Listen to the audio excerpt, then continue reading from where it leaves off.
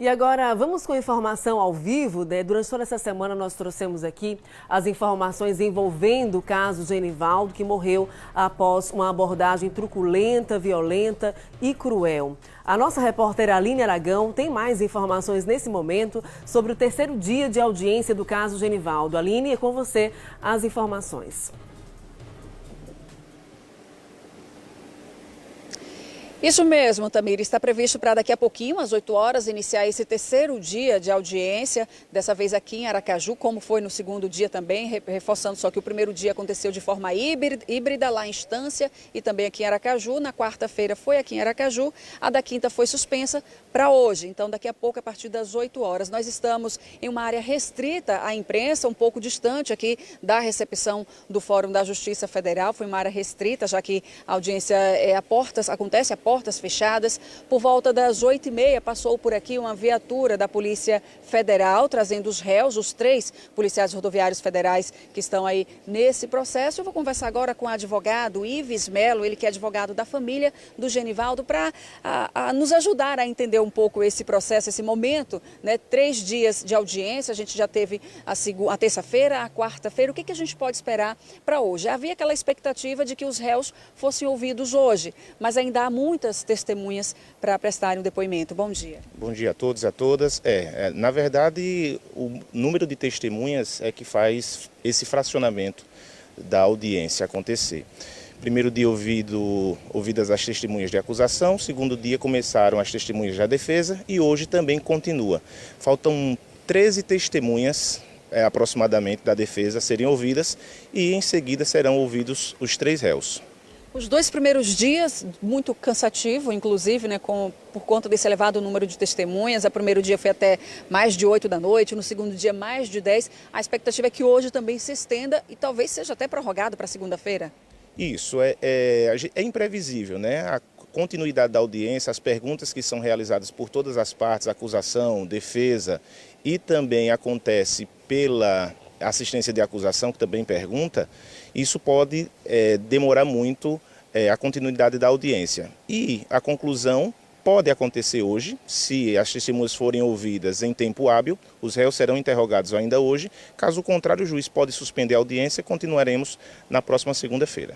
Doutor Ives, como é que acontece esse momento de audiência de instrução? A testemunha faz o depoimento, os réus, eles acompanham na mesma sala ou eles acompanham em um local separado? Eles acompanham na mesma sala. Os réus têm direito a acompanharem todas as provas que são produzidas contra ele e a favor dele em audiência. Como é que a defesa está, né, nesse caso? Eu não posso falar pela defesa, né? Perdão, os advogados da família do Genivaldo. Isso. A família ela está aguardando o desfecho desta primeira etapa. A família espera que os réus sejam submetidos ao plenário do júri, ao conselho de sentença, e que ao final é o pleito da família que eles venham ser condenados nos termos da lei, na medida da culpabilidade de cada um. É importante a gente dizer, eu falei aqui que no primeiro dia a audiência aconteceu de forma híbrida.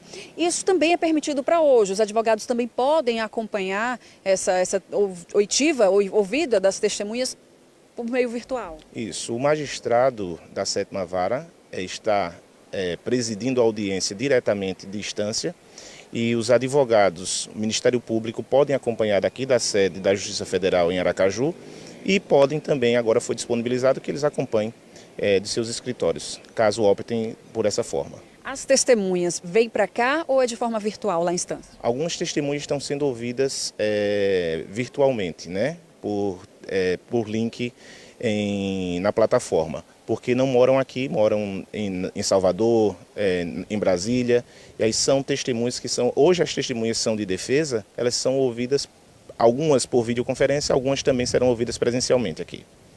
Então, a previsão, na verdade a gente não tem como prever que horas deva acabar essa oitiva de hoje, essa audiência de hoje. Não, são dias cansativos.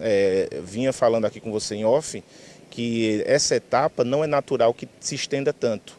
Mas dado o elevado número de testemunhas, de provas a serem produzidas em audiência e ainda de 3 réus, aí o magistrado está fazendo essa força-tarefa para que dê celeridade ao processo, porque há réus presos, então ele entende essa celeridade como importante na oitiva das testemunhas em um dia corrido. Doutor Ives Melo, muito obrigada pelas informações, pela atenção com a nossa equipe aqui ao vivo no Balanço Geral. É um caso de grande repercussão, não só nacional, mas um caso de repercussão internacional. Então a gente quer realmente celeridade, a família do Genivaldo cobra por justiça e é isso que todos nós esperamos. Tamires. Verdade, Aline. Muito obrigada pelas informações. Obrigada também ao advogado. Lembrando que os 3 réus são William de Barros Noia, o Kleber Nascimento Freitas. Temos as imagens aí do momento da abordagem violenta para que a gente possa sempre estar ilustrando esse caso, como a Aline falou, de repercussão nacional, e a família cobra justiça, né, diante da abordagem truculenta, violenta, da verdadeira sessão de tortura que culminou aí na morte do Genivaldo de Jesus Santos, um pai de família que passou por tudo isso, por todo esse sofrimento até a morte, porque estava sem capacete e usando sandálias enquanto conduzia uma motocicleta. William de Barros Noia, Kleber Nascimento Freitas, Paulo Rodolfo Lima Nascimento. Esses são os 3 policiais rodoviários federais acusados justamente de tortura, abuso de autoridade e homicídio qualificado.